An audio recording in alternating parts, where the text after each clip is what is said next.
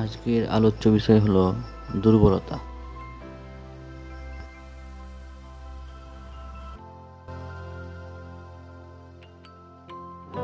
বিভিন্ন ধরনের উপসর্গ আমরা দেখতে পাই, যেমন শরীরের চামড়ায় খুব ভালোভাবে দেখতে পাওয়া যায়, উঠে থাকে। আবহাওয়া পরিবর্তনের সঙ্গে সঙ্গেই অসুস্থতা দেখা যায়। শরীরের রোগ প্রতিরোধ ক্ষমতা অনেক কমে যায়, সহজেই ঠান্ডা লেগে যাওয়া, কফ, কাশি, সর্দি এগুলো। এছাড়া বিভিন্ন ধরনের ব্যথা, যন্ত্রণা, সেটা স্নায়ু রিলেটেড হয়, অনেক সময় জয়েন্টের মধ্যে হয়। এই ধরনের যন্ত্রণা যদি থাকে তাহলে এগুলো কিন্তু দুর্বলতার লক্ষণ।